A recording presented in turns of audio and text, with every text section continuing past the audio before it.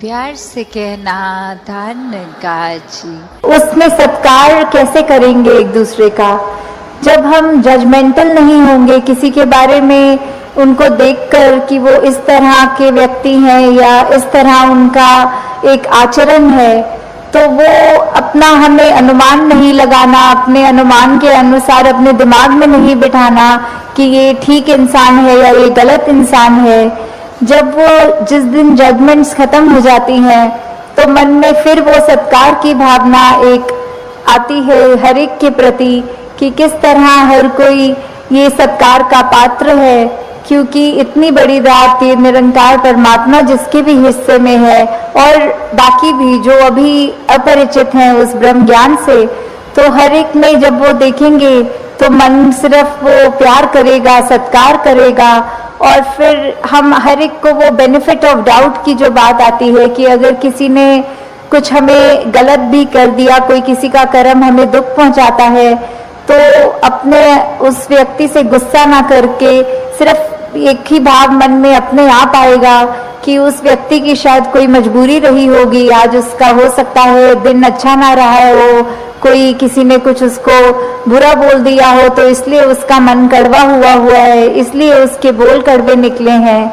तो जब तक ये बात नहीं हम दे पाएंगे अगले को बेनिफिट ऑफ डाउट, तब तक हम वो सत्कार, ये प्यार कुछ भी नहीं उस तरह दे सकेंगे, क्योंकि हम अपने आप को तो बहुत जल्दी उस तरह माफ कर देते हैं कि चलो ये चीज हमसे गलत हो गई, कोई बात नहीं, हम अपने आप को माफ कर रहे हैं। पर वही अगर सामने वाला व्यक्ति कुछ अगर गलत करता है तो एकदम से हम उसका एक वो जजमेंट पास करते हैं, हम ये सोच विचार कर लेते हैं कि ये इंसान को तो आज के बाद मुड़कर देखना भी नहीं है। तो हमें इस तरह अपने जीवन में सुधार करना है कि किसी ने अगर कुछ गलत कर भी दिया तो उसके लिए भी मन से यही अरदास करनी है कि दातार कृपा करके ये जो भी कमियां हैं हमारे अंदर, दूसरों के अंदर, वो दूर होती जाए और ऐसे ही प्यार और सत्कार जग में बढ़ता चला जाए। हाँ जी। गुण गावण नित ऐसे एक दे, ऐसे दादीदार करन। तो ये जो दीदार की बात होती है, किसका गुण गाना है, किसके दीदार करने हैं, तो वो ये परमपिता परमात्मा निरंकार, ये जो एक ऐसी सत्ता है जो शुरू से है, वो हमेशा से कायम दायम रहने वाली, कि कैसे हम जब तक वो एक निरंकार जो इस तरह से देखा जाए, अगर एक व्यक्ति दूसरे को देख रहा है तो उनकी आंखों के बीच में भी वो है, वो अपनी पलकों से भी नजदीक है, जैसे बोलते हैं शारक से भी नजदीक। तो इतना करीब होने के बाद जब वो अपनी आंखों से नहीं खुद देखा जाता, वो संतों का संग करने के बाद ही ये दात प्राप्त होती है, जो अपने लिए तो सुखदायी होती भी है और हमारे जीवन में वो ऐसा एक हमारा पल पल बना देती है कि हर पल में सिर्फ ये निरंकार प्रभु परमात्मा का शुक्रिया निकलता है हर समय, और वो भाव कि इसी के ही हमेशा गुणगान करने हैं। फिर बाकी चीजें लगता है कि है सबकी इम्पोर्टेंस अपनी है, पर निरंकार से ज्यादा इम्पोर्टेंट कुछ नहीं, इस परमात्मा से ज्यादा जरूरी कुछ नहीं। हाँ जी। इसे एक दे नाल जोड़ के बेड़ा जग दा पार करन। तो ये बेड़ा जग का, इससे क्या मतलब हो रहा है? इससे सिर्फ यही बात कि हम जब जीवन काल की यात्रा अपनी जी रहे हैं तो उसमें हमें क्या एक ऐसा जो बोलते हैं कि एक परमानेंट चीज क्या है, कि जो सबसे मजबूत चीज जिसने वो स्थिर है, उसने कभी हमारे उतार चढ़ाव के साथ उतरना चढ़ना नहीं है। जैसे एक तूफान आता है तो हमें बोला जाता है कि कोई ऐसी चीज को पकड़ लो, जैसे पेड़ या कुछ जो अपना जमीन के अंदर इतनी मजबूती से जिसकी नींव गड़ी हो, ताकि वो हवा फिर हमें उड़ा नहीं सकती। हमने एक ऐसी स्थिर चीज को पकड़ लिया है जिसके कारण हम भी वो हवाएं हमको उड़ा के नहीं ले जा सकती। तो ऐसे ही जीवन में हम अपने जीवन को तब तक अपना अच्छे से जीवन जी सकेंगे जब तक हम ये निरंकार के साथ अपने मन से ना जुड़े, तब तक वो एक जीवन भी हमारे उतार चढ़ावों के साथ फिर उथल पुथल मचाता है मन में।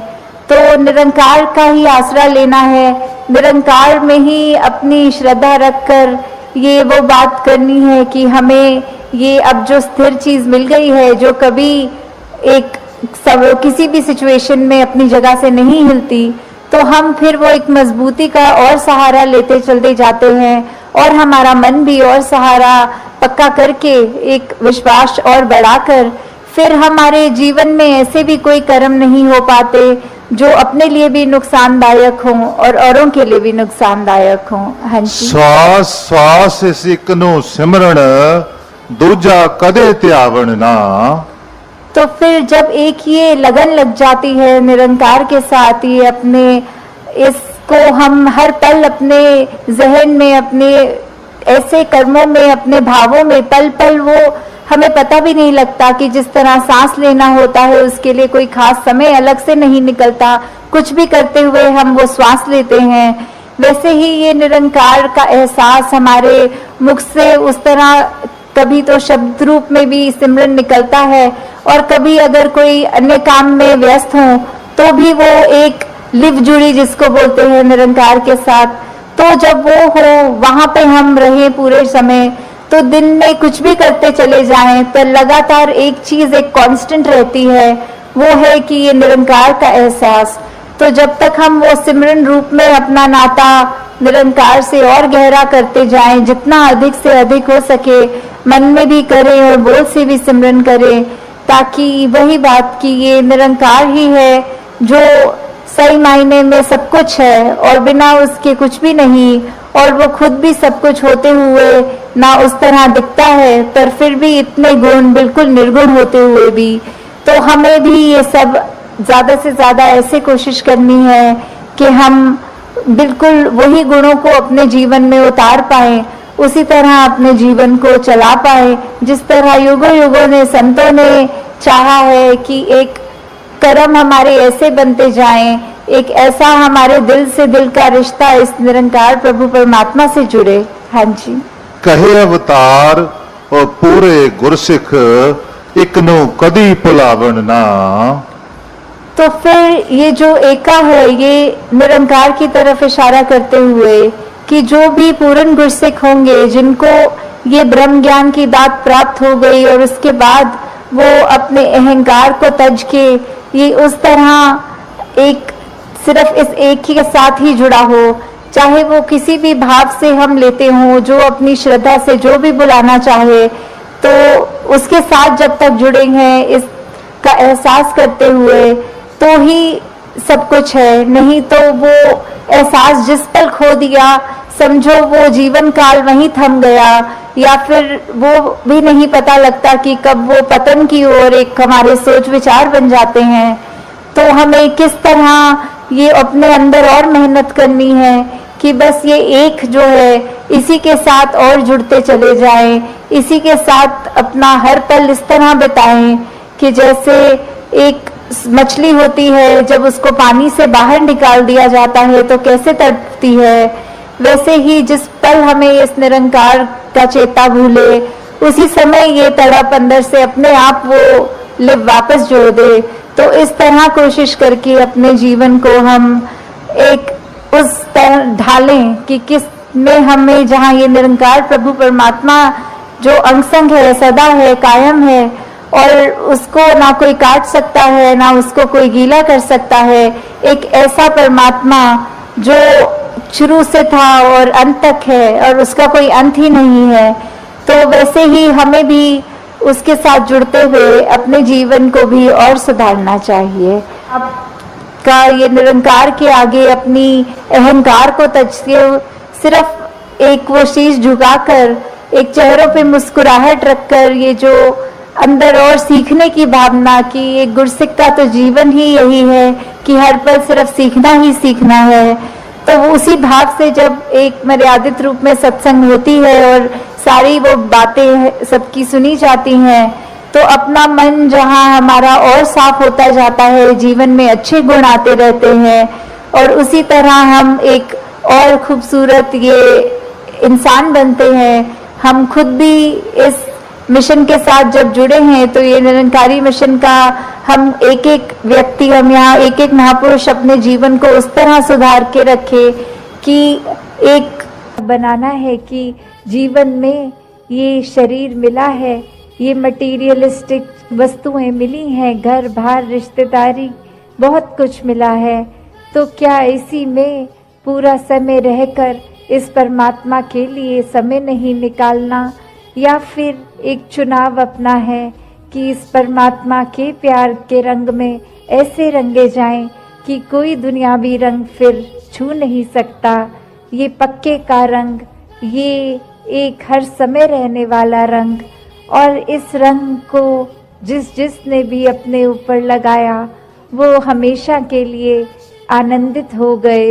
एक जीवन हर समय के लिए झूम झूम के जिया गया।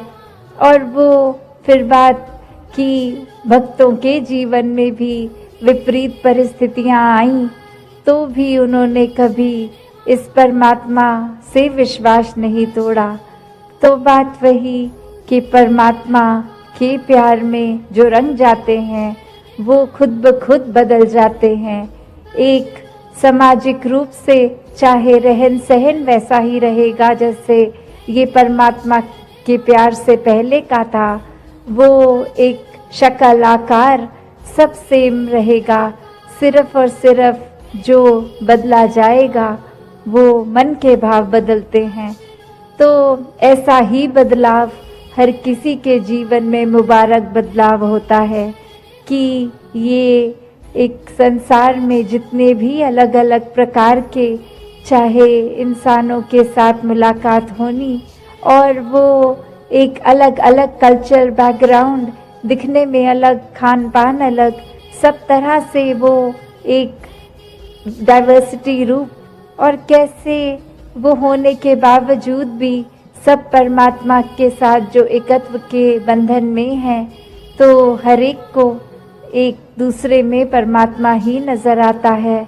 और कैसे फिर एक ये एकत्व ही दिल पे हर समय का, और उससे फिर कोई किसी में फ़र्क नहीं दिखता, कोई ऊंच नीच जाति पाति प्रांति कुछ भी फ़र्क नहीं, सब अपने हैं, सब ही पूजनीय हैं।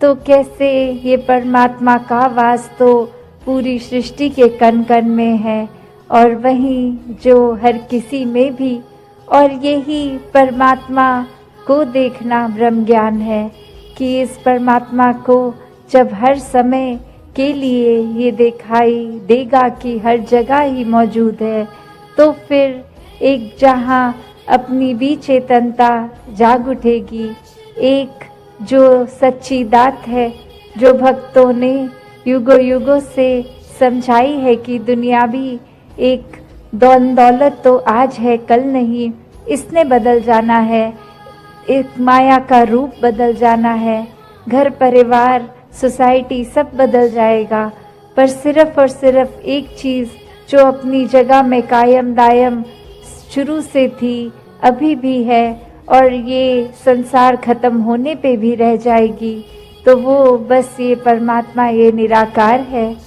तो इस निराकार को पहचान के जीवन में जहाँ फिर वो समझ भी आ जाती है कि जो कुछ इस निराकार ने दिया है उसका सदुपयोग ही करना है, किसी के नुकसान का कारण अपने आप को या किसी वस्तु को नहीं बनाना, मन में भाव हर किसी के लिए एक शुद्ध विचार रखते हुए हर किसी के लिए फिर वो मन से एक दुआ अरदास कि ये जहाँ किसी के दिन घर में जीवन में एक स्वास्थ्य रूप किसी भी तरह का एक नुकसान हो रहा है, तो वो भी एक भक्तों का दिल तो इस तरह पिघलता है, किसी को देखकर ठीक नहीं है तो उनसे ज़्यादा उनका दर्द भक्त समझते हैं। तो कैसे ऐसे वाले जीवन को मुबारकबाद जीवन कहा जाता है। ये एक परोपकारी जीवन होता है, अपने लिए सेल्फ सेंटर्ड होके, सेल्फिश होके, ये अपने ऊपर केंद्रित नहीं, पूरे संसार की भलाई के लिए भक्त अपना जीवन लगा देते हैं पूरी ह्यूमैनिटी, पूरी मानवता के लिए ये संसार में आकर, तो कैसे जहाँ एक मन में भी भाव होते हैं कि ये एक समान अगर नहीं भी कोई दिख रहा पर सब ही एक है, तो भाव वही कि भक्तों ने युगों से ये जो संदेश दिया है कि कैसे इस परमात्मा को जानकर फिर अपने जीवन में बदलाव आ सकता है। नाई तो ही वाकई में बहादुर है, क्योंकि कायरता तो फिर आंख बंद करने में होगी। एक जैसे हम अक्सर सुनते भी हैं उदाहरण कि एक सामने अगर कोई, हम किसी से बात करते वक्त कह देते हैं कि सामने अगर शेर खड़ा है तो आंख बंद कर लेंगे तो वो चला नहीं जाएगा सामने से। तो कायरता और बहादुरी ये पहलू जीवन में देखें तो वही कि एक जीवन में समाप्त होना है और जीते जी एक अनेकों रंग की जिंदगी दिखाती है, एक हर एक स्थिति में अलग महसूस कराती है। तो क्या सिर्फ मन की ये फीलिंग्स पे या इमोशंस पे या मन के एक उतार चढ़ाव को ही हम अगर हकीकत मान लेंगे तो स्थिर नहीं हो पाएंगे। एक सदैव के लिए स्थिरता, सहजता चाहिए, तो इस सत्य के साथ ही जुड़ना होगा। और वो सत्य, ये ब्रह्म ज्ञान कि हर समय ये परमात्मा का एहसास, इसको पहले जानकर फिर इसको इस पर पूरा विश्वास होना और विश्वास के साथ ही जीवन में भक्ति और आनंद आना। कैसे फिर जीवन में इस प्रभु के प्रति वो प्रेमा भक्ति की अवस्था एक हमेशा के लिए। फिर कोई भक्ति में ये नहीं कहा जाता कि दुनियावी काम छोड़ दो, एक जो भी एक साधन है जीविका कमाने का उसको त्याग दो, कहीं दूर चले जाओ, एकांत में चले जाओ। नहीं, एक एकांत में एक समाज से कट के उस तरह भक्ति नहीं, समाज घर परिवार में रह के भक्ति करना। हर एक परमात्मा की रचना, हर एक इंसान, चाहे वो घर के मेंबर्स हों या फिर कोई दोस्त या फिर कोई अजनबी, तो कैसे हर एक में जहाँ परमात्मा है, हर एक में उस परमात्मा का वास है, तो ये परमात्मा हर एक में देखा जा सकता है। तो वो उससे इसकी दूरी ये तय हो जाती है जब साक्षात ब्रह्म ज्ञान द्वारा ये परमात्मा दिखता है, फिर वो कण कण में दिखता है। फिर ये परमात्मा एक हर समय की सच्चाई बन जाती है। बाकी दुनियावी सच्चाइयाँ तो बदलती रहती हैं, कोई भी ऐसी चीज नहीं जो सदैव की सच्चाई हो। एक शरीर को भी हम ले तो ये भी बदल जाता है, हमारे सोच ख्याल को लें ये भी बदल जाते हैं, कोई भी तत्व ले लें वो भी अपना रूप बदल लेता है। तो कैसे सिर्फ और सिर्फ ये परमात्मा जो अगर जहाँ पे भी आस्था है, विश्वास है, उस धर्म ग्रंथ को भी पकड़ लें तो वही परिभाषा एक ही कि ये परमात्मा, इसका कोई टुकड़े नहीं कर सकता, ये कोई फॉर्म में नहीं है, ये हर जगह है, शुरू से था और सृष्टि खत्म होने पे ये अंत नहीं है इसका। कैसे ये कोई भी चीज से एक कम ज्यादा नहीं किया जा सकता। तो जो ये सच्चाई को पहचान लेता है, वाक्य में वो अपनी हकीकत भी पहचान लेता है कि एक शरीर से जुड़ी हुई एक शॉर्ट टर्म, एक छोटे, एक कुछ सालों के लिए कम समय की एक सच्चाई नहीं, पर सदैव रहने वाली सच्चाई। कैसे फिर मन परिस्थितियों के साथ एंग्शियस नहीं होता, एक मन में ऐसे ख्याल नहीं आते जो बेचैन कर देते हैं, क्योंकि सब में ही ये परमात्मा का हाथ एक आशीर्वाद रूप ही दिखता है कि अभी अगर ये परिस्थिति आई है तो हमें इस परिस्थिति से क्या सीखना है, हमें अपना कॉन्डक्ट कैसे रखना है। तो हर किसी चीज में जब एक हम कण-कण से शिक्षा ले लेते हैं तो वाकई ही परमात्मा का एहसास कण-कण में हुए और ये एहसास कोई भी चीज से हो सकता है। तो एक बार जब इस परमात्मा से जुड़ गए ब्रह्म ज्ञान द्वारा तो फिर दुनिया की कोई भी चीज फिर एक डामाडोल नहीं करती।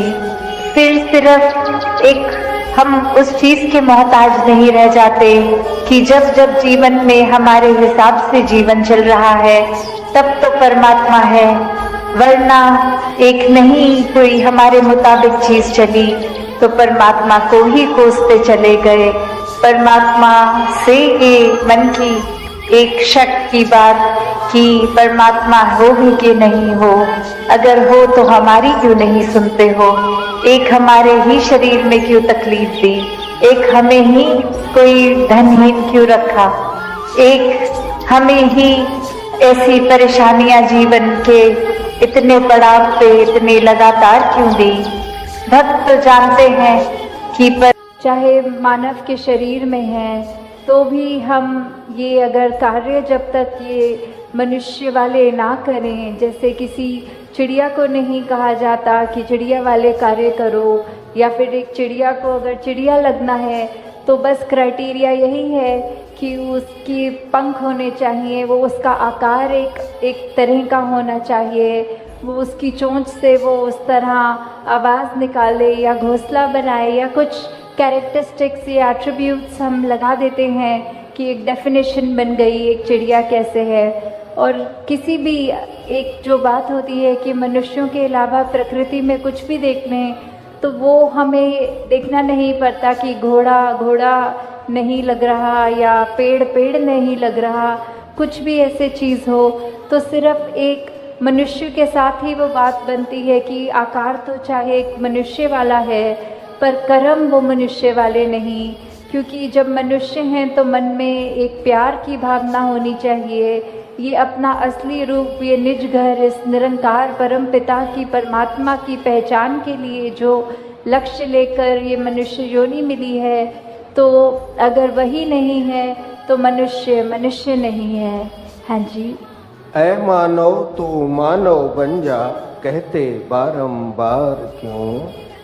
तो ये मैसेज सदियों सदियों से, चाहे सतयुग हो, द्वापर हो, त्रेता हो और अब कलयुग का भी जो ये लेग चल रही है, या फिर कई जो ये भी कहें कि चलो हिस्ट्री को एक साइड रख के देखें, अपनी पर्सनल लाइफ में भी देखें, तो फिर ये बार बार संदेश ही क्यों देना पड़ रहा है कि आप मनुष्य हो तो मनुष्य वाले कर्म करो।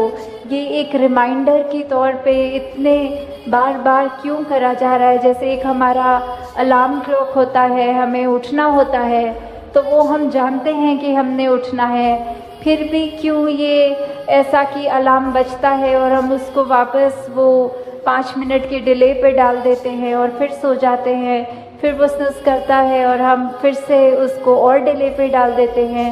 तो ये जागने की अवस्था, ये मनुष्य को मनुष्य बनने का संदेश तो वलियों, पीर पैगंबरों ने, सद्गुरुओं ने बहुत समय से ही देते चलते आ रहे हैं, पर हम ही उस रूप में सोते जा रहे हैं और कान में वो आवाज़ पड़ने के बावजूद भी नहीं उठते। तो आज ये क्या हमारा उस तरह एक जीवन का उद्देश्य है, अगर हमको फुल पोटेंशियल में उसको जीना है तो बात वही है कि जो एक हमसे एक मानव की तरह एक्सपेक्टेशन है, हमें वो एक्सपेक्टेशन को कैसे पूरे करना है और ना कि बस सिर्फ पूरा करना है, उसको अपनी ज़िंदगी को किस तरह खूबसूरत बनाया जाए। कि एक तो हो गया बेसिक क्राइटेरिया कि एक मनुष्य हो तो जो भी ये मानवीय गुण, ये ह्यूमन वैल्यूज़ हैं, और एक हो गया कि उन पर जीते हुए जो एक अपने आप की, अपने अंदर से एक और महक हमारी निकलेगी, वो सबके नाक तक पहुँचेगी। तो वही बात कि एक कर्म की जिम्मेवारी जो हम पर है वो तो करनी ही है, पर एक वो जो एक्स्ट्रा एफर्ट होता है कि एक गोइंग 1 स्टेप फर्दर वाली बात होती है। तो सिर्फ एक लकीर के फ़कीर की तरह वहाँ तक नहीं रहना, अपने आप से और भी जितना बन पड़े, जितना और हम कंट्रीब्यूट किसी महीने में भी कर पाएँ कि अपनी ज़िंदगी में किसी और की ज़िंदगी में वो खुशबू, वो असर ज़रूर छोड़ें। हाँ जी। अपना अपना धर्म निभाते पशु परिंदे सारे हैं। तो वही बात कि जिसकी जो एक लाइफस्टाइल है, जो एक कार्य करने के लिए परमात्मा ने अपनी प्रकृति में जो भी चीज़ डाली हो, कि चाहे जानवर हो, चाहे पंछी हो, चाहे कोई भी ये कायनात की, ये कुदरत की चीज़ ले ले, पानी का स्वभाव ले ले, नीचे को बहना या फिर सर्दी में जमना या कुछ भी चीज़ हो, पेड़ों का देखें कि बारिशों में हरियाली और पतझड़ में झड़ना, तो ये सब का जो अपना एक नेचर कह सकते हैं, एक ये नियम में बंधे हुए, ये निरंकार की आज्ञा में रहते हुए जो जो कार्य थे उनके गुणों में, वो सब तो वैसे ही सब कुछ करते जा रहे हैं।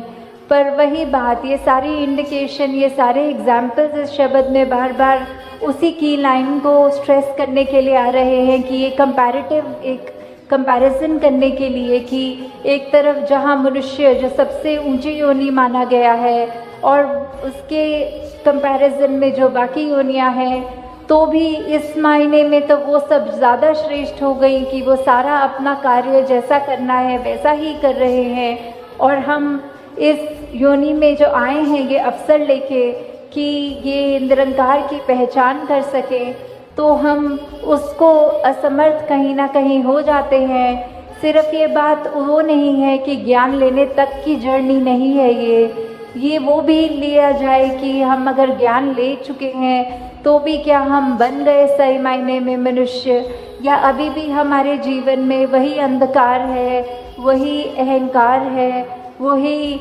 लालच है, या कोई भी ऐसी बुरी बात हो, तो उसी पे हमको अपने आप पे काम करना है कि सारे रास्ते तो हमारे सामने हैं और सही गलत की हमारे पास ये बुद्धि भी है, ये चेतनता भी है। तो हमने क्या अपनी ज़िंदगी में कंकर उठाने हैं, कांटे उठाने हैं, या अच्छे गुणों फूल समान जो बात है वो लेना है। हाँ जी। अपने ही नियम पर चलते सूरज चंदा तारे हैं। तो ये जो सूरज चांद सितारे, सेलेस्टियल बॉडीज़ या कोई भी धरती के ऊपर भी जो भी चीज़ है वो सबका एक वही बात, जो नियम बना हुआ है, जिस तरह एक फंक्शनैलिटी रखी है, एक लाइफ स्पैन अगर किसी एक भी चीज़ का है, for that matter of fact कि अगर हम एक बाज़ार से कुछ खाने की पदार्थ भी लेते हैं तो उस पर भी वो एक कुकिंग के लिए उसकी रेसिपी होगी, एक उसकी डेट ऑफ मैन्युफैक्चरिंग और एक एक्सपायरी डेट भी होगी। तो ये जो लाइफ स्पैन में उसको इस्तेमाल कैसे करना है, हमें खाना है उसको, तो उसको बनाना कैसा है, एक उन्होंने वो भी लिखा होता है कि इसको फ्रिज में रखना है या फ्रिज में नहीं रखना। तो ऐसी चीज़ों में भी अगर हम देखें तो हर चीज़ में ये जो भी परमात्मा की बनाई चीज़ है तो उस पर भी, और जो मैनमेड थिंग्स भी कह लें चाहे, उनमें भी ये जो नियम है, ये गुण है, ये जो कायदा है कि किस तरह एक फंक्शनल एक चीज़ को करना है ताकि उस चीज़ से लाभ हो, तो वो जो है सब अपनी तरह अपना काम ठीक से कर रहे हैं। बस एक हम मनुष्य ही हैं जो कहीं ना कहीं वो चूक बार बार कर जाते हैं, ये जानते हुए कि कड़वे वचन निकालने से हम किसी के मन को ठेस पहुंचाएंगे, अपने दिल को भी जलाएंगे। फिर भी अगर ऐसी कोई स्थिति आती है जहां दूसरे को हम छोटा महसूस करवा सकें तो हम वो मौका नहीं छोड़ते हैं। तो ऐसा अगर इसी रास्ते पे चलेंगे तो डेफिनेटली वही बात कि एक हम मनुष्य होने का प्रमाण ही नहीं दे रहे, बाकी चीज़ें सब अपने तरह ठीक से उसी तरह कार्य कर रही हैं सिवाय मनुष्यों के।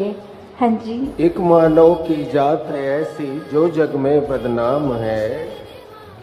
तो ये मनुष्य उस तरह ये बदनामी का तिलक क्यों सर पे लेके घूम रहा है, ये क्यों उस तरह ये नाम आ रहा है कि कुछ ऐसा गलत कर रहे हैं मनुष्य जो नहीं करना चाहिए, या फिर कुछ ऐसी आदतों में एक इंसान बन जाता है कि चाहे अगर एक ऐसा ही एग्जाम्पल ले लें कि हम अगर कोई आज ड्रग एडिक्शन या नशे या कोई भी ऐसी बात का एग्जाम्पल लेते हुए चले कि हमें पता है वो चीज़ सेहत के लिए भी नहीं अच्छी, हमारे मानसिक बैलेंस के लिए भी नहीं अच्छी, पर फिर भी अगर वो किसी ने एक बार चख लिया तो उसका इतना आदी हो जाता है कि अपनी ज़िंदगी को वो नष्ट करने शुरू कर देता है।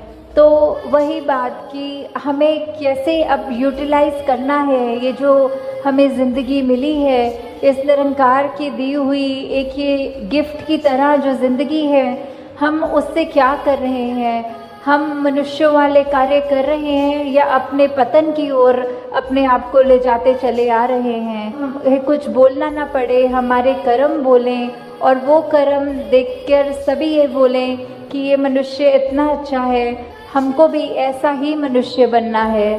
तो बात वही, अब मनुष्य तन मिला ही है तो असली रूप में मनुष्य वाली ज़िंदगी को भी बिताएं। साथ संगत जी प्यार से कहना, धन निरंकार जी। साथ संगत प्रेम से कहना, प्रेम सहित कुहंतो। संसार को ज़रूरत है, इस देश को ज़रूरत है,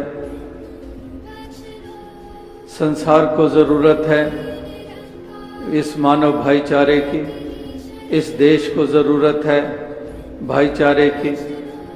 इंसान इंसान का बैरी क्यों रहे, इंसान इंसान के साथ दुर्व्यवहार क्यों करे, इंसान इंसान को जाति के लिहाज से नीची दृष्टि से क्यों देखे, इंसान मज़ो मिल्लत की दीवार खड़ी करके हिंसक रास्ते पे क्यों चले, सहनशील बनकर एक दूसरे के काम आने के जज्बे रखते हुए इंसान अगर इस धरती पे विचरण करें तो इस संसार का स्वरूप सुंदर बन पाए और इस देश को भी और मजबूती मिल पाए।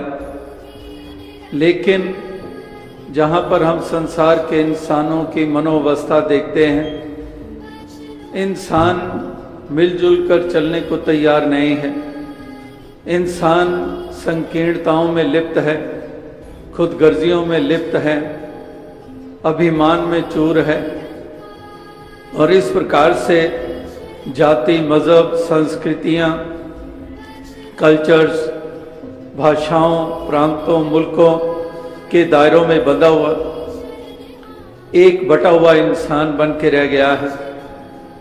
जहाँ पर गुरु पीर पैगंबरों ने जुड़ने और जोड़ने की बात कही, जहाँ पर सभी वलियों गुरु पीर पैगंबरों ने हर युग में इंसान को यही पैगाम दिया कि हमने मिलजुल कर इस जीवन के सफ़र को तय करना है, एक पीसफुल कोएग्जिस्टेंस, कि हमने कोएग्जिस्ट करना है at the same time peacefully, not just coexisting. People are coexisting while fighting. We have to coexist peacefully.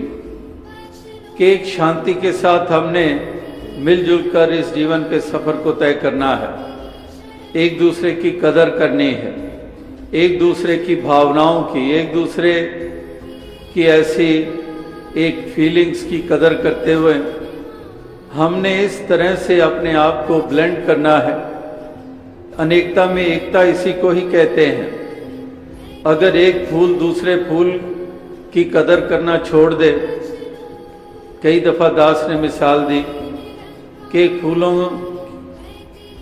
के से सजी हुई क्यारी, किसी गार्डन में हम जाते हैं, बाग में जाते हैं, वहाँ पर क्यारी है, फूलों की क्यारियाँ हैं और एक ही क्यारी में अनेकों प्रकार के फूल नजर आ जाते हैं, लेकिन कभी भी उस क्यारी में एक प्रकार के फूल ने ये नहीं कहा दूसरे प्रकार के फूल को कि तू इस क्यारी से बाहर निकल जा या फिर उसको नष्ट करने में लग जाए।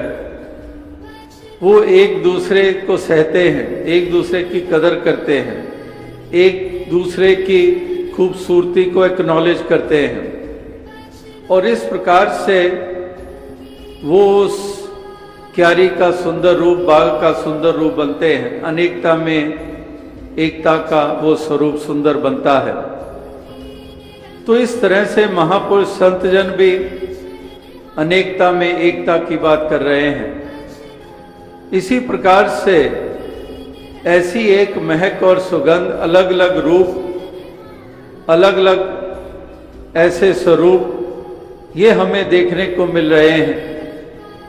लेकिन जरूरत इस बात की है कि सुगंध ही फैलाई जाए, चाहे बंगला हो, चाहे उड़िया हो, चाहे पंजाबी हो, चाहे सिंधी हो, चाहे गुजराती हो, चाहे कश्मीरी हो, चाहे मिडिल ईस्ट का हो, कहीं का हो।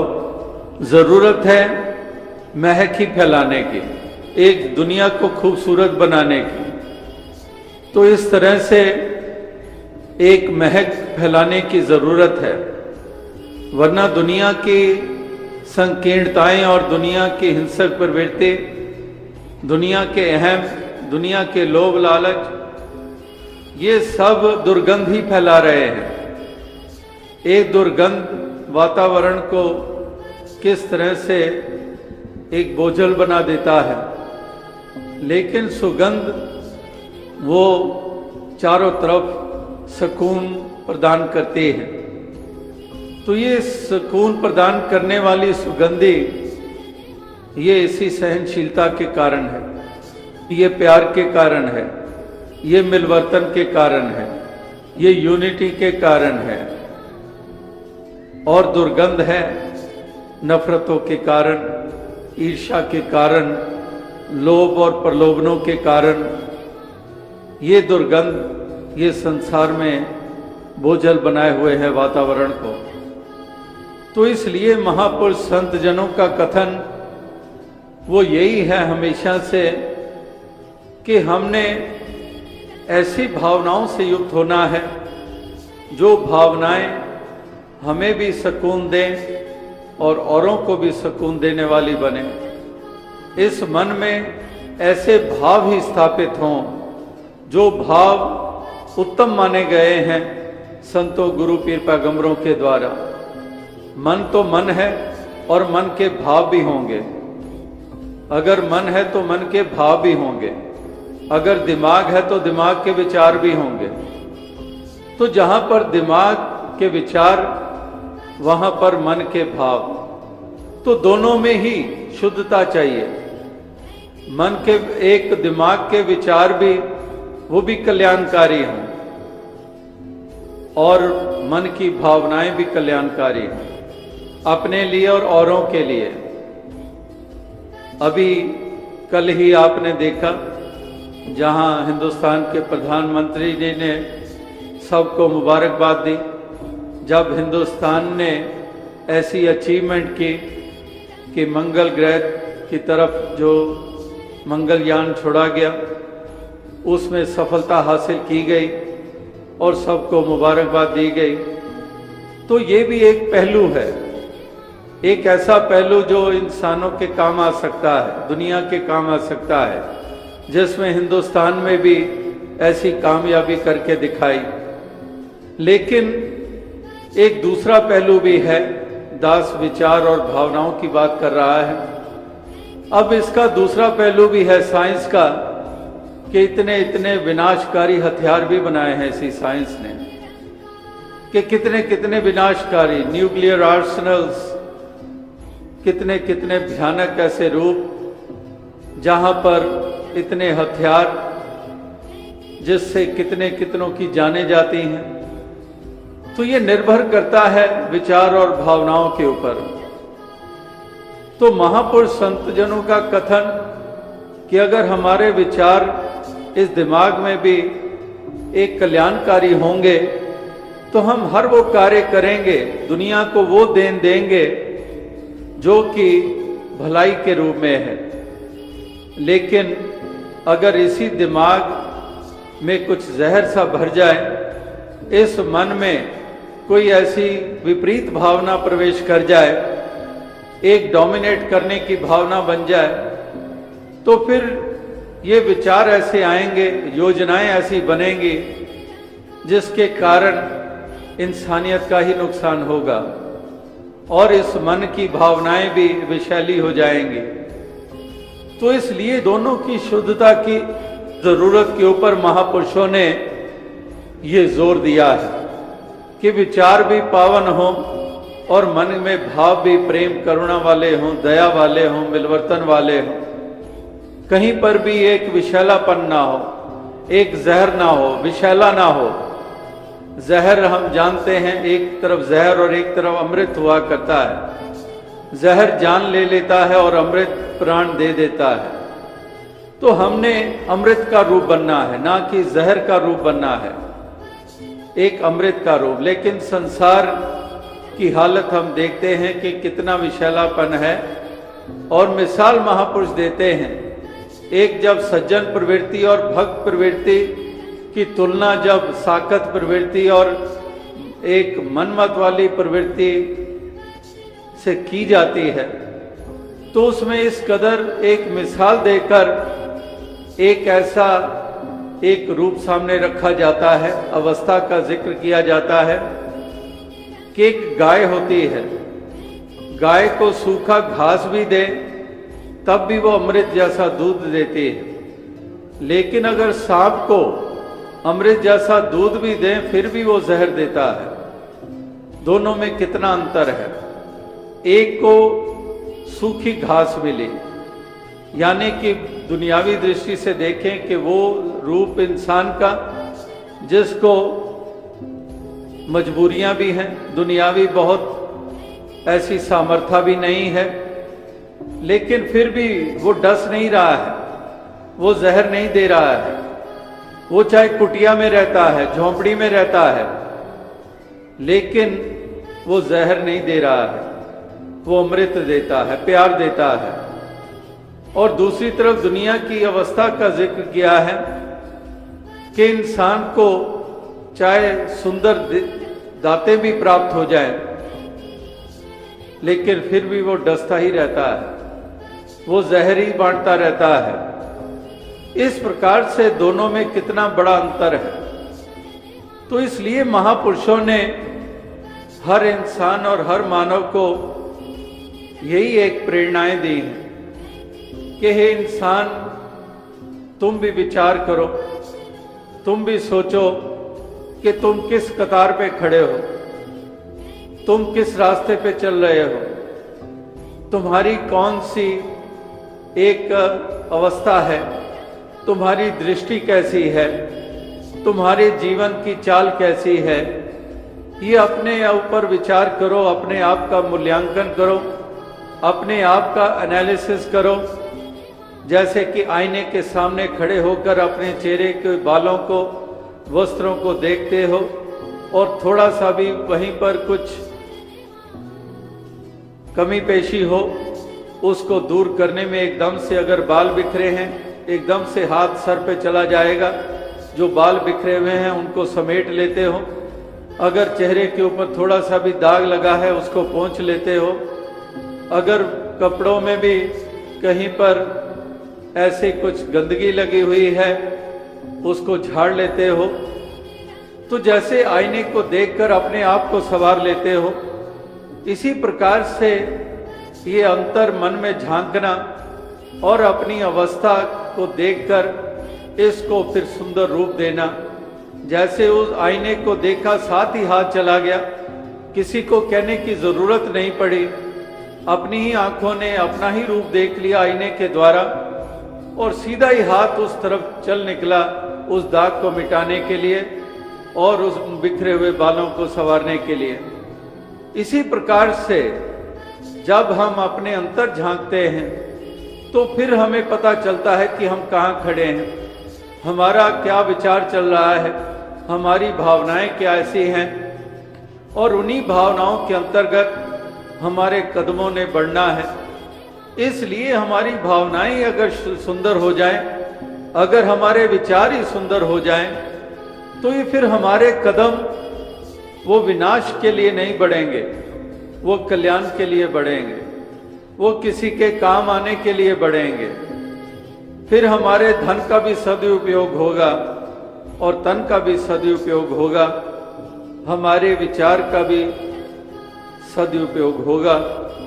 तो इसलिए ऐसे सदुपयोग के लिए ही महापुरुषों ने इन तमाम तन मन धन की जो दातें दातार ने दी हैं, इनकी महत्ता जानी है, मानी है।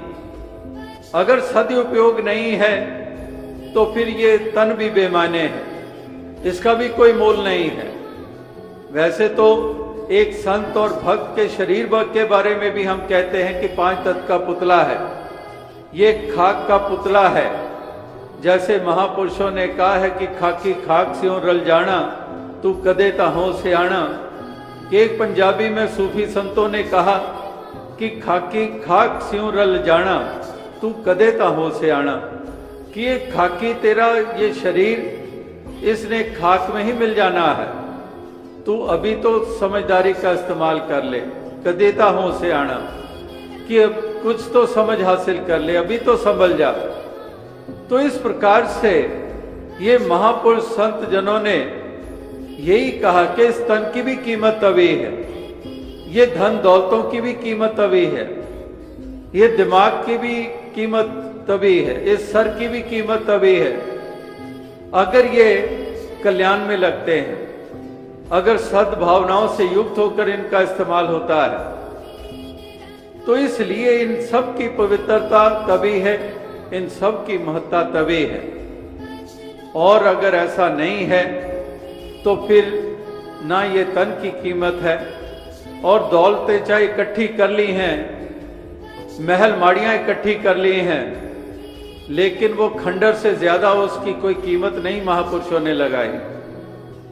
कि कहने को कह रहा है कि ये मेरे बड़े आलीशान महल हैं, लेकिन तेरी भावनाएं उत्तम नहीं है, तेरी सोच उत्तम नहीं है, तेरा जीवन उत्तम नहीं है, दूसरों के रास्ते में कांटे बिछाने में ये लगा हुआ है, तो फिर वो तेरा महल महल नहीं है, वो खंडर से भी बदतर उसकी अवस्था है, उसका दर्जा है, वो कोई महल नहीं है। तो इस प्रकार से ये महापुरुषों ने कितनी परिभाषाएं ये बताई हैं कि महत्ता किसकी है, अमीरी कौन सी है, इंसानियत किसको कहते हैं, धर्म सच्चा कौन सा है। ये सब परिभाषाएं ये महापुरुषों ने जो बताई हैं उसी की तरफ हमने ध्यान देना है। हमारे पास परिभाषाएं हैं वो संसार वाली हैं, वो अज्ञानता वालों वाली हमारे पास परिभाषाएं हैं, पैमाने हमारे पास वही हैं, नापदंड वही हैं। लेकिन जो संतों के पैमाने हैं, जो गुरु पीर पैगंबरों की परिभाषाएं दी गई हैं इन सब चीजों के प्रति, वो कुछ और हैं, और उसी से नबेड़े होते हैं, उसी से ही कल्याण होता है। वो परिभाषा ही ठीक बैठती है इस जीवन को और संसार को संवारने के लिए।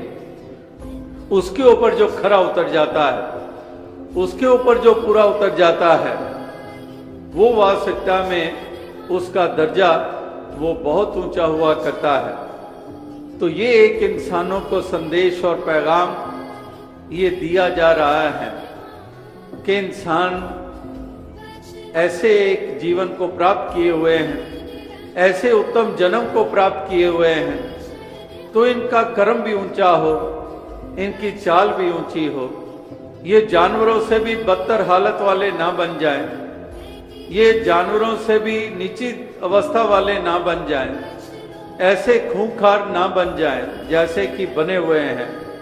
जैसे एक अंग्रेजी की पंक्ति चंद दफा दास ने दोहराई, लिखने वाले ने लिखा कि the more I see of man the more I admire the dog, कि जितना मैं इंसान को देखता हूं उतना ज्यादा कुत्ते के लिए मेरी कदर और बढ़ जाती है। कि वहां कुत्ते में कहीं वफादारी तो है, यहाँ इंसान का कैसी गिरावट है कि किस कदर वफादारी इसमें नजर नहीं आती है। ये तो कोई इसको रहने के लिए ठिकाना भी दे दे, उसको ही घर से बाहर निकाल देगा। एक वो पंक्ति दास ने कई दफा दोहराई कि एक कहावत मशहूर है, नेकी कर और कुएं में डाल, नेकी कर और कुएं में डाल। इसका भाव है कि किसी पे एहसान कर लेकिन उसको जता नहीं, नेकी कर और कुएं में डाल, ये कहावत है। लेकिन आज इंसानों की गिरावट इस प्रकार से दर्शाई जाती है कि नेकी करने वाले को कुएं में डाल, कि जो तेरे साथ भला कर रहा है उसी को कुएं में डाल दे, जो तुझे कुएं से डूबने से बचाकर बाहर निकाल रहा है उसी को ही कुएं में धकेल दे। ये आज संसार की गिरावट है, आज ये इंसानों की गिरावट है। थोड़े से सिक्कों के लिए, थोड़े से पैसों के लिए, थोड़ी सी शोहरत के लिए, थोड़ी सी जायदाद के लिए, थोड़ी सी ताकत के लिए इंसान किस कदर एक गिरावट की मिसाल देता है कि एक कुत्ता भी इससे बेहतर हो जाता है, कि ये कितना बेकदरा हो गया है, कितना एहसान फरामोश हो गया है कि इंसान एक ऐसी गिरावट की अवस्था में ये आ चुका है। तो महापुरुष संत जनों ने जोर इस बात के ऊपर लगाया कि इंसानी जन्म मिला है, उत्तम जन्म मिला है, तो हमने कर्म भी ऊंचे करने हैं, हमने चाल भी उत्तम चलनी है, और हमने प्यार से जीना है, करुणा से जीना है, दया के भाव से युक्त रहना है, कठोरता और कटुता को तजना है, और हमने एक सुंदर रूप बनकर इस धरती को सजाना है, इस धरती को हमने संवारना है। तो ये जो बयान दिए गए हैं ये हर इंसान के ऊपर लागू होते हैं, संसार की भलाई के लिए, संसार के उद्धार के लिए।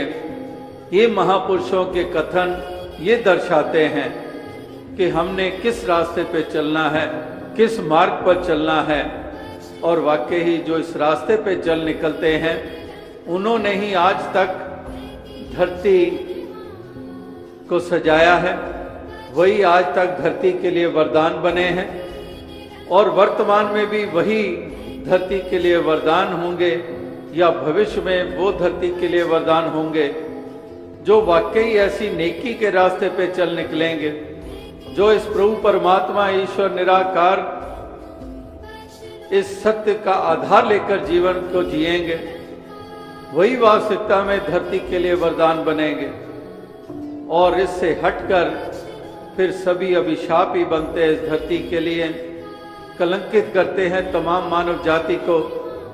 ऐसी दरिंदगी का जब प्रमाण देते हैं, ऐसी गिरावट के जब प्रमाण देते हैं, धर्म को भी बदनाम करते हैं, जब धर्म को एक टूल बनाकर एक मासूमों की जानें लेने पे निकल जाते हैं, तो वो अभिशाप होते हैं, वो कर्ष होते हैं धरती के लिए, वो वरदान नहीं हुआ करते हैं। तो एक वरदान बनना है हर किसी ने इस धरती के लिए, तमाम मानव जाति के लिए, और सच्चे धर्म का रूप बनने के लिए, और इंसानी जाति का रुतबा ऊंचा करने के लिए वाकई ऐसी भावनाओं से युक्त होकर ये जीवन की चाल चलना ये बहुत ज़रूरी है। तो अवसर संगत ऐसे ही संदेश, ऐसे ही पैगाम आपने अभी उड़िया भाषा में भी सुने, हिंदी पंजाबी में भी सुना कि किस तरह से ये एक संदेश हम भूल ना जाएं। ये पाठ जो वलियों गुरु पीर पैगंबरों ने हर युग में पढ़ाया, जिस पाठ को इंसान भूल चुका है ये पुनः याद करे इस पाठ को, और फिर ये भी अपने जीवन के म्यार को ये ऊंचा करता चला जाए। आप भक्तजन जिन्होंने इस सत्य को जाना है, ये परमात्मा ईश्वर हरि निराकार को अंग संग जाना है, और फिर इसी के रंग में रंग कर, इसी के एहसास में रहकर, एक संतों की मति को धारण करके भक्ति भाव से युक्त होकर इस जीवन के सफर को तय कर रहे हैं, तो तभी वास्तविकता में इस जीवन में निखार है, ये जीवन की शोभा बनी हुई है। अभी भी आप भक्ति के रंग में रंगे हुए किस कदर नाच रहे थे, गा रहे थे, भक्ति का दान मांग रहे थे। एक भक्ति की भावनाओं से युक्त होकर भक्त किस कदर दुनिया की कैसी भी स्थितियां हो, लेकिन फिर भी उनके चेहरे के ऊपर एक अलग सा नूर होता है, एक ऐसी आनंद की अवस्था उनकी होती है, क्योंकि भक्ति का रंग चढ़ा हुआ है, इस ज्ञान में रंगे हुए हैं, इस नाम के रंग में रंगे हुए हैं, तो एक ऐसी उनकी अवस्था कि चाहे कैसी भी स्थितियां हो, लेकिन ये नाच भी रहे हैं, ये गा भी रहे हैं। वो शायर का शेर कई दफा दोहराया गया कि या तो दीवाना हंसे, जा जिसे तू तौफीक दे, वरना इस जिंदगी में मुस्कुरा सकता है कौन, कि वरना मुस्कुराना आसान नहीं है। इस दुनिया में रहकर मुस्कुराना इतना सरल नहीं है, और यहाँ नाचने गाने की बात हो रही है। तो ये जैसे कहा है कि या तो दीवाना हंसे, ये आपकी दीवानगी है, ये आपका एक ऐसा मस्ती में चूर होना, इस भक्ति के रंग में रंगा होना, तो ये एक दीवानापन। और या जिसे तू तौफीक दे, ये तौफीक भी तूने देनी है और देता है, ये तौफीक और सामर्थ्य भी तू देता है, ये दीवानगी भी तेरे कारण ही है। जैसे कबीर जी ने कहा कि लोग कहें कबीर बौराना, कबीर का मर्म राम पहचाना, कि लोग कहते हैं कबीर बावरा है, लेकिन ये बावरापन क्या है ये राम ही जानता है, ये दुनिया नहीं जान सकती है, ये संसार नहीं जान सकता है। कबीर का मर्म राम पहचाना, ये मर्म राम ही जानता है, ये बावरापन क्या है ये राम ही जानता है। और किस लिए है ये बावरापन, किसके प्रति है, ये वही जानता है, ये दुनिया नहीं जान सकते।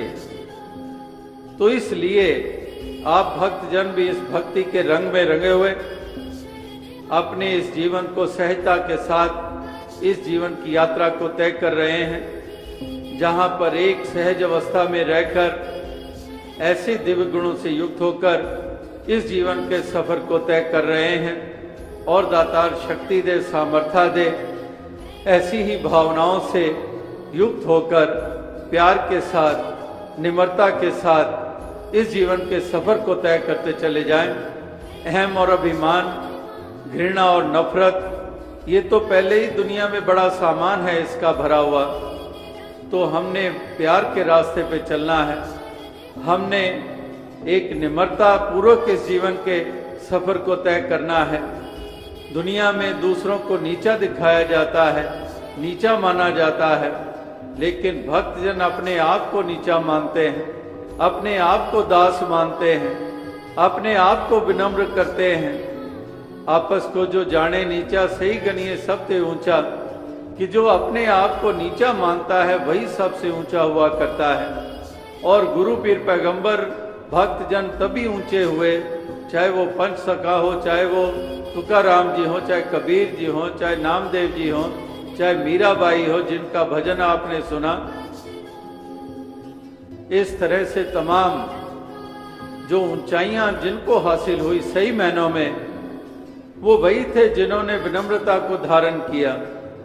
आपस को जो जाने नीचा, सही गनिए सबसे ऊंचा, जो अपने आप को निमाणा मानता है वही सबसे ऊंचा हुआ करता है। तो इस तरह से एक विनम्रता से युक्त होते हैं भक्त। वो दूसरे को नीचा क्यों कर दिखाएंगे जब अपने में अभिमान ही नहीं है। अभिमान में जो चूर होते हैं वही दूसरों को नीचा दिखाते हैं। और वो भी एक मिसालें कई दफा दास ने दी कि किस तरह से एक इंसान जा रहा था और उसकी पत्नी साथ जा रही थी, और पत्नी कहने लगी पति की तरफ देखकर कि कैसे कपड़े पहन रखे हैं, मदारी लग रहे हो।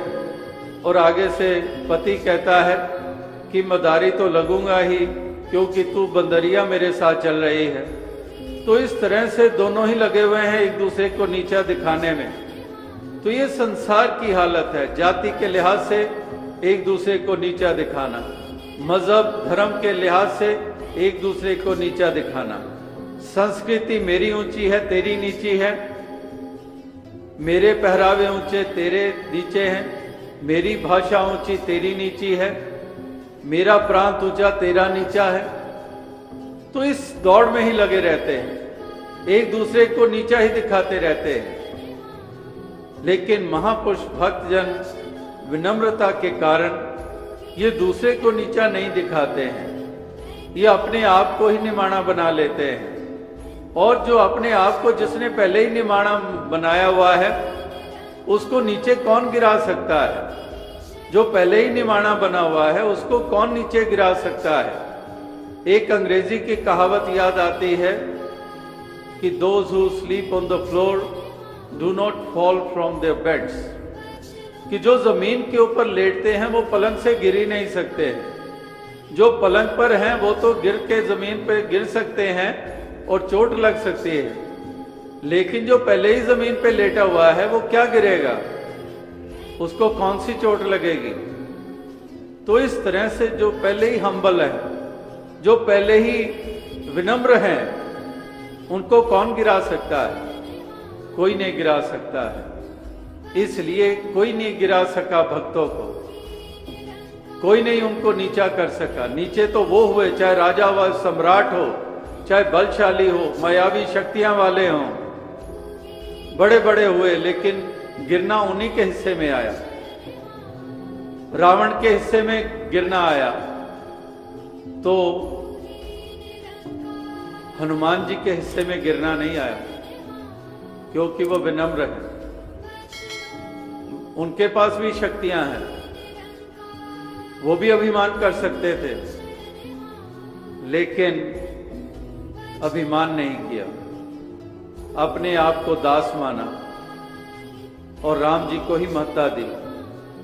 तो इस तरह से अनेकों अनेकों इतिहास या धर्म ग्रंथों में ऐसी ऐसी मिसालें हैं जो हमें सिखाती हैं कि हमने किस तरफ बढ़ना है, हमने कौन सी अवस्था में आना है।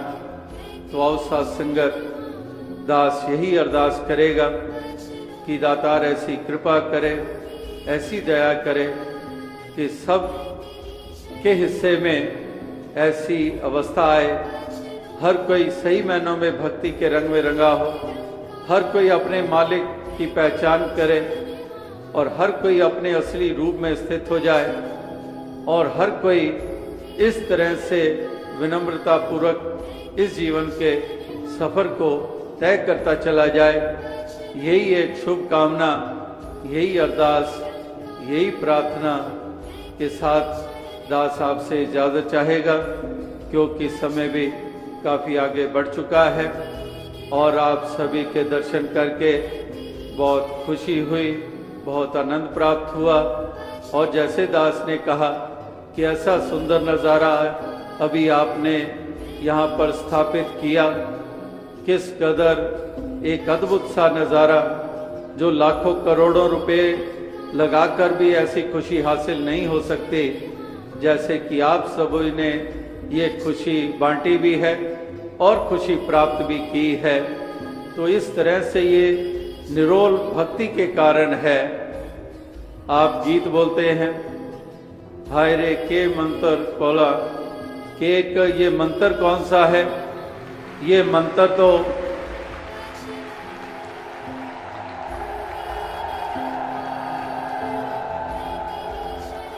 तो ये मंत्र जो है ये कोई और वो दुनिया में जैसे जादू मंत्र होते हैं वो मंत्र नहीं है, ये मंत्र है।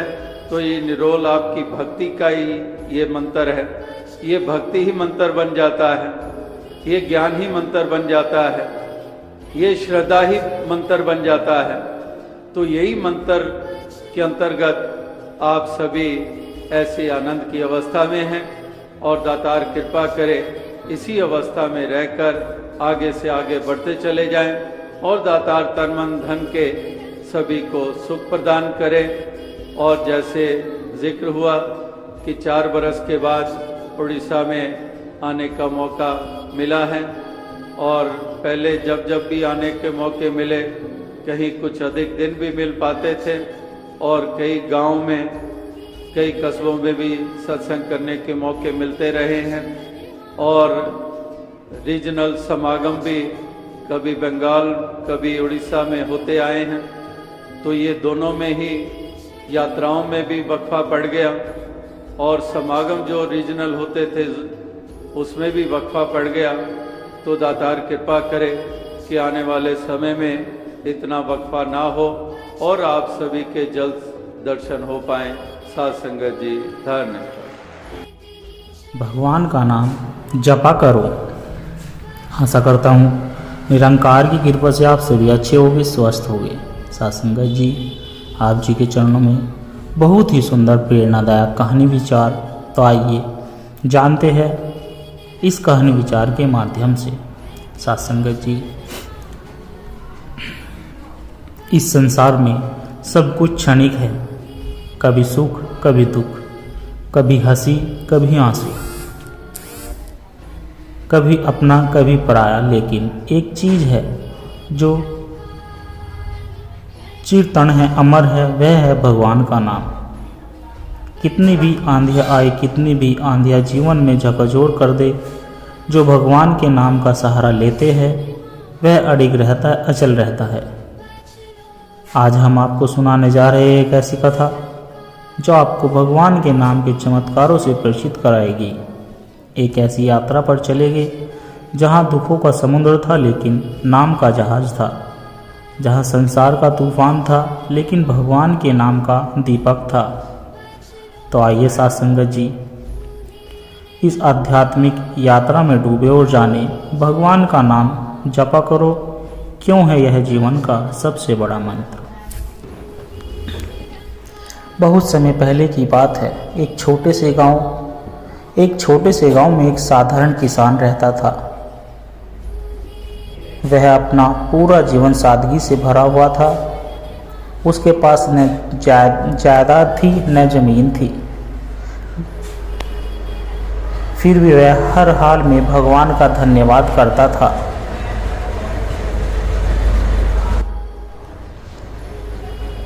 लेकिन धीरे धीरे जीवन ने करवट बदल ली। एक बार उसकी सारी फसल सूख गई, फिर घर में बीमारी फैल गई, बेटे की नौकरी छूट गई, बेटे की शादी में अड़चने आने लगी। रामू का पूरा परिवार चिंता और निराशा में डूबा था।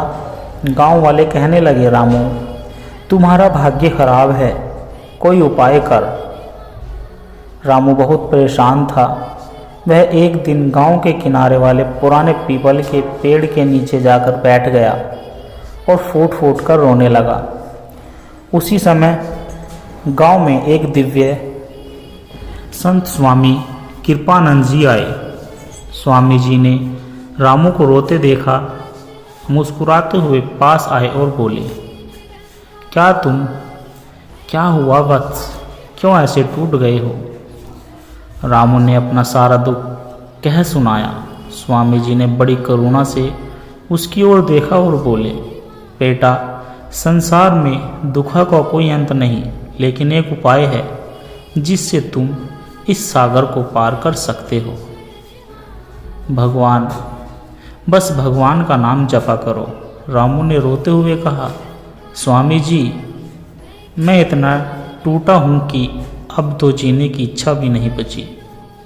स्वामी जी ने रामू का हाथ पकड़कर कहा, तो फिर भगवान का नाम लेकर जी। जब जीना ही है तो क्यों न उस शक्ति के सहारे जिया जाए जो सब दुखों से पार कराती है। फिर स्वामी जी ने उसे एक मंत्र दिया कि राम राम बोला कर। सुबह उठते ही दिन भर काम करते करते सोते समय हर पल राम का नाम जपते रहो।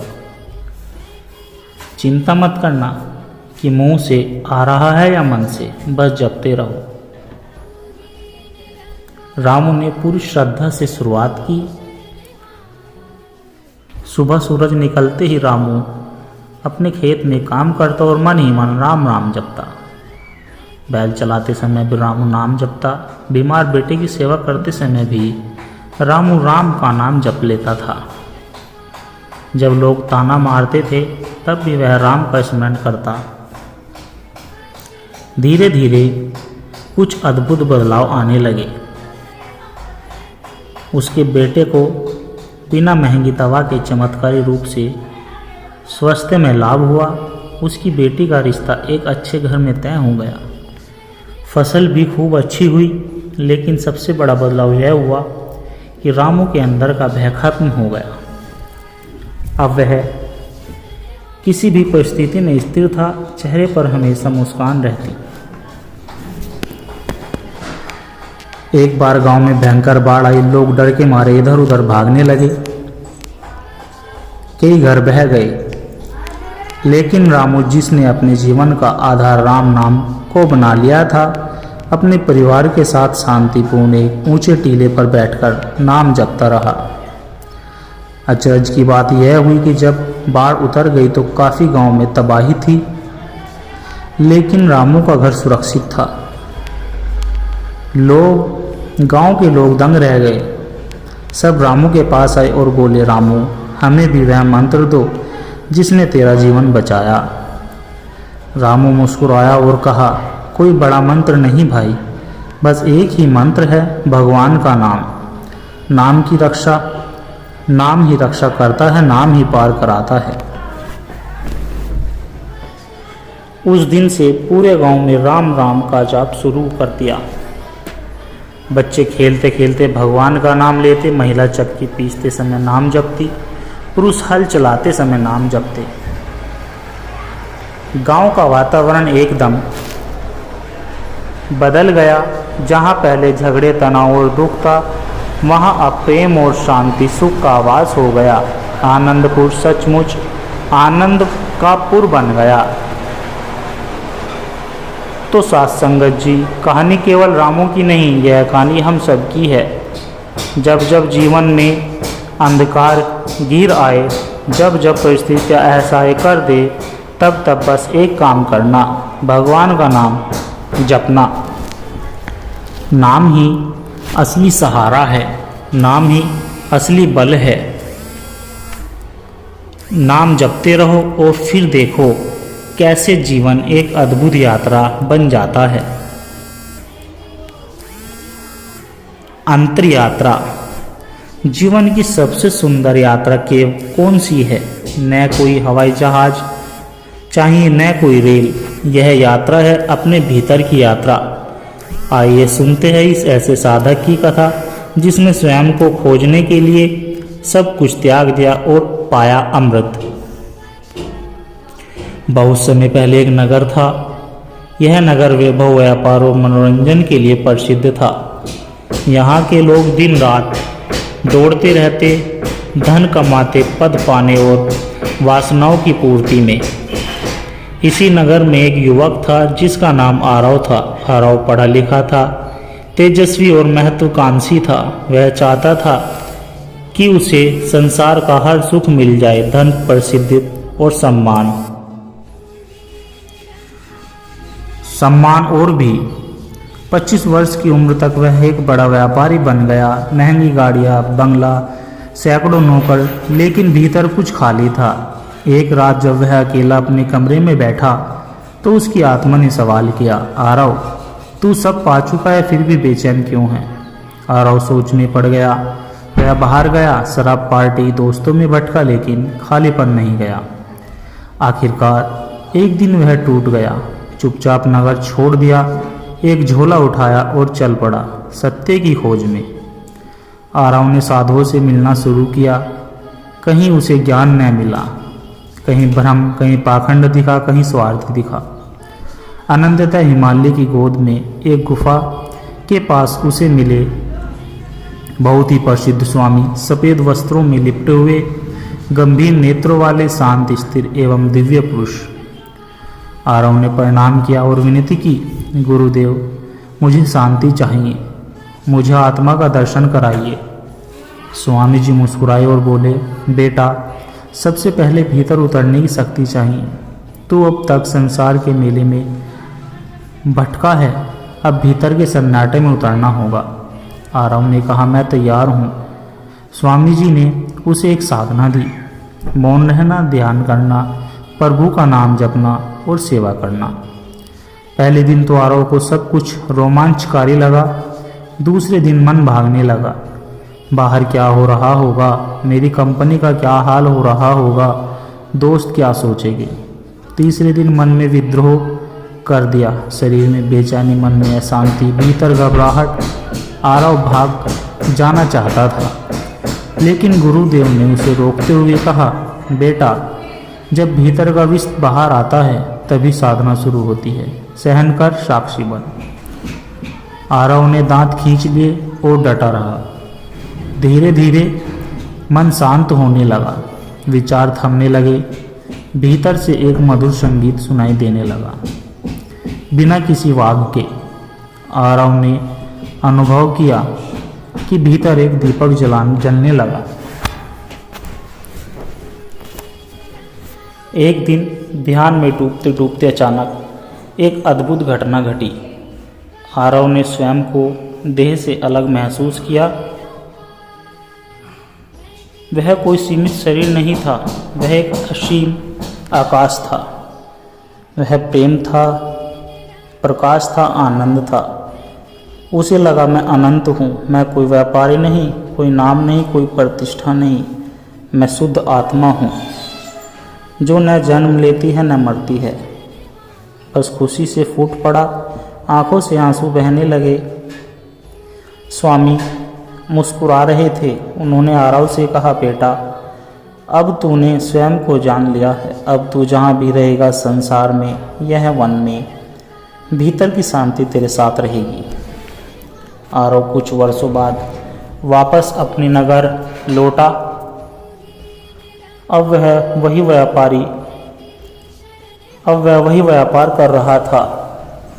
वही लोग थे, वही दुनिया थी, लेकिन अंतर ये था कि आरव भीतर से पूर्ण था। धन आता जाता, लेकिन वह हंसता रहता। लोग सम्मान करते, अपमान करते, लेकिन वह स्थिर रहता। जीवन में कोई भी स्थिति आती, लेकिन वह भीतर प्रभु का रस पीता रहता। उसने नगर में एक ध्यान केंद्र खोला, जहाँ लोग ध्यान सेवा और नाम जप सीखने लगे।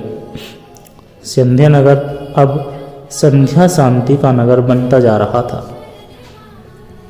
यह कथा हम सबको सिखाती है कि हर एक के भीतर एक दिव्य आत्मा छिपी होती है, लेकिन उसे पाने के लिए बाहर की यात्रा छोड़कर भीतर की यात्रा करनी होती है। ध्यान, साधना, सेवा और नाम जप के द्वारा। याद रखो, सच्चा आनंद बाहर नहीं भीतर है, और सच्चा भीतर तभी प्रकट होता है जब हम अपने स्वरूप को जान लेते हैं। नाम की ताकत धुंध से सूरज तक। कभी सोचा है क्यों कुछ लोग तूफानों से भी नहीं टूटते? क्यों कुछ चेहरे कठिनाइयों में भी मुस्कुराते रहते हैं? क्यों कुछ जीवन अपने आप में एक प्रकाश बन जाते हैं? क्योंकि उनके पास एक अदृश्य शक्ति होती है।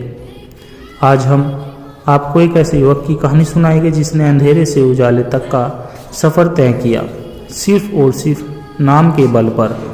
तो चलिए सुनते हैं नाम की ताकत की यह अद्भुत यात्रा।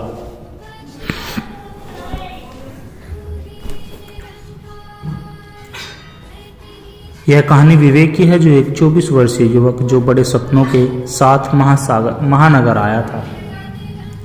इंजीनियर की डिग्री थी, आंखों में चमक थी, पर जल्दी ही जिंदगी कठोरता से टकरा गया। नौकरी नहीं मिली, दोस्तों ने धोखा दिया, रिश्तेदारों ने ताने मारे, आर्थिक तंगी, तनाव, अवसाद ने घेर रखा था। रात भर छत घूरता, दिन में गुमसुम घूमता, मन में सवाल उठते, मैं जिंदा क्यों हूँ? मेरा क्या मकसद है? भगवान अगर है तो मुझे बचाते क्यों नहीं? उसका जीवन एक गहरी धुंध बन चुका था।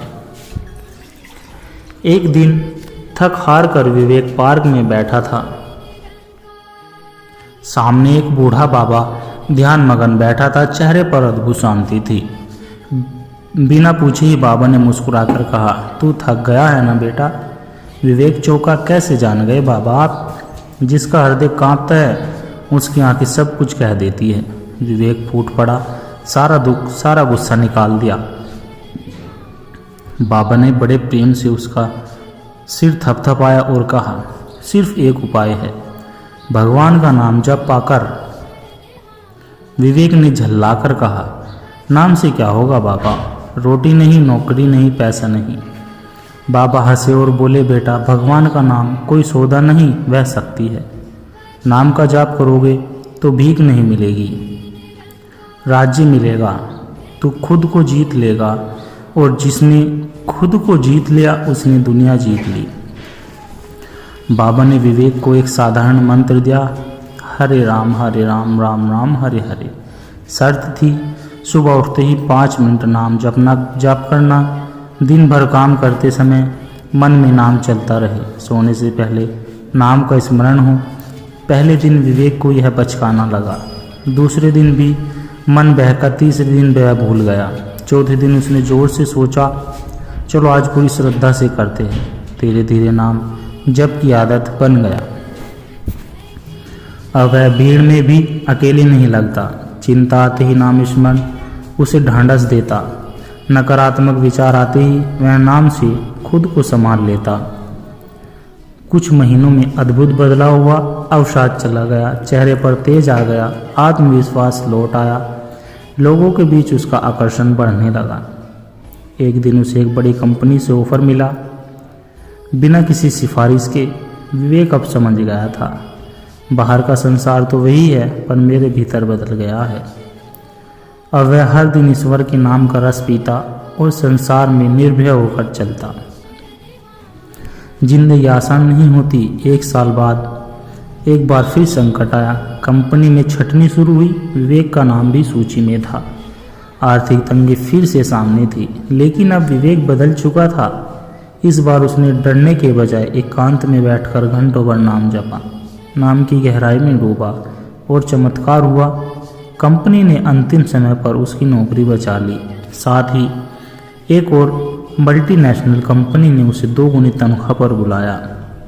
विवेक ने भीतर से महसूस किया, नाम साधना केवल सुख का साधन नहीं है, यह जीवन को दिशा देने की शक्ति है। अब विवेक खुद युवाओं को प्रेरित करने लगा था।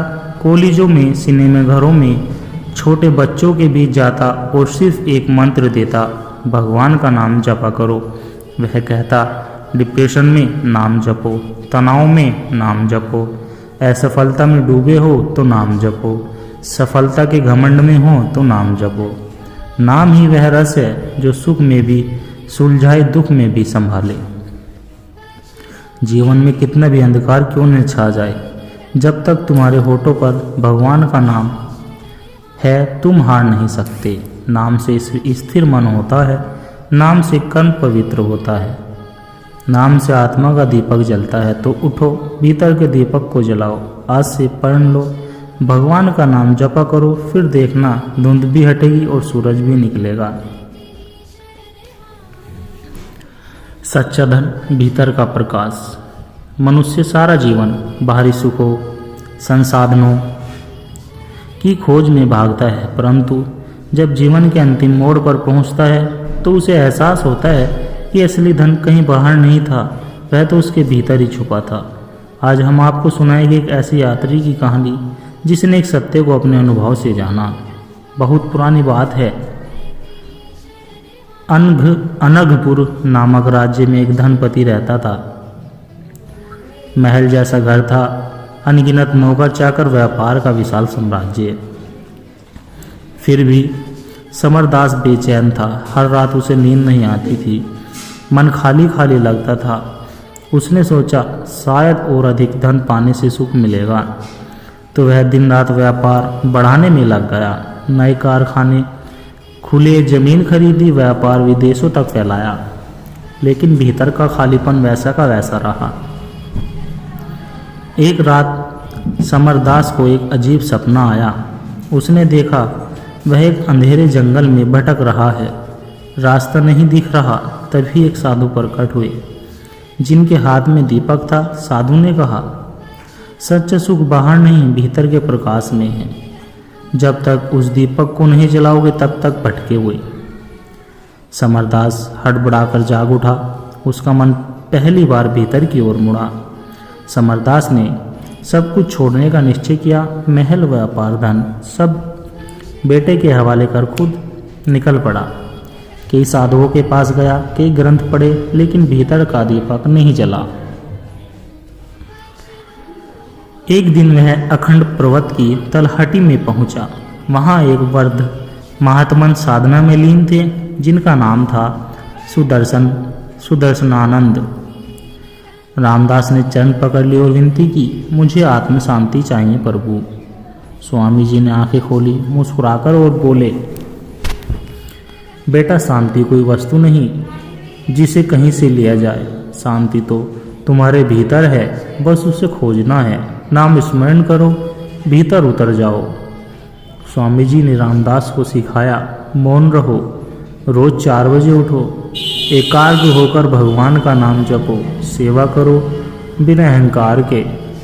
पहले दिन समरदास को घबराहट हुई, मन भागने लगा, पुरानी इच्छाएं तड़पने लगी, शरीर थकने लगा। कई बार रामदास ने सोचा छोड़ दूं, पर स्वामी जी के शब्द गूंजते रहे। भीतर का दीपक कठिन तपस्या से ही जलता रहा। रामदास ने हार नहीं मानी। दिन, सप्ताह, महीने बीत गए। एक दिन ध्यान करते करते अचानक उसे लगा जैसे भीतर कहीं एक ज्योति फूट पड़ी हो। एक मधुर संगीत सुनाई देने लगा बिना किसी वाग के। वह शरीर की सीमाओं से परे हो गया। उसने अनुभव किया, मैं शरीर नहीं, मैं व्यापार नहीं, मैं कोई नाम कोई पद नहीं, मैं शुद्ध चैतन्य हूँ, मैं अनंत आनंद हूँ, मैं भगवान का अंश हूँ। आंखों से अश्रुधार बहने लगी। समरदास अब बदल चुका था। वह अपने नगर लौट आया। अब वह महल में ही रहता था, पर भीतर जंगल का साधु था। सेवा करता, जरूरतमंदों की मदद करता, सबको प्रभु का नाम स्मरण सिखाता। लोग आश्चर्य करते, सेठ जी तो अब पहले से भी अधिक सुखी दिखने लगे हैं, जबकि उनके पास अब वैसा वैभव भी नहीं था। समरदास मुस्कुराते हुए कहता, धन, सच्चा धन बाहर नहीं भीतर है। सच्चा आनंद संसार नहीं, भगवान से मिलता है। आज हम सब समरदास की तरह बाहर दौड़ रहे हैं, धन के पीछे, मन के पीछे, इच्छाओं के पीछे। लेकिन याद रखिए, असली सुख न धन में है, न महलों में है, न पदों में, वह भीतर छुपे उस परमात्मा में है। तो रुकिए, सांस लीजिए, अपने भीतर झांकिए, भगवान का नाम जपिए और अनुभव कीजिए भीतर का वह अमृत प्रकाश जो सब कुछ बदल सकता है। साथ संगत जी, दास के द्वारा कहे गए प्रेरणादायक कहानी विचार यदि आप जी को अच्छे लगे हो तो वीडियो को लाइक करें, कमेंट करें, शेयर करें और कमेंट बॉक्स में धन निरंकार जी जरूर लिखें। और दास के चैनल सोना इंस्पायर विचार को सब्सक्राइब जरूर कर ले और दास को आशीर्वाद दे के हर रोज आप जी के चरणों में ऐसी एक प्रेरणादायक कहानी विचार लेकर आता रहूं। साथ संगत जी, प्यार से कहना, धन निरंकार जी।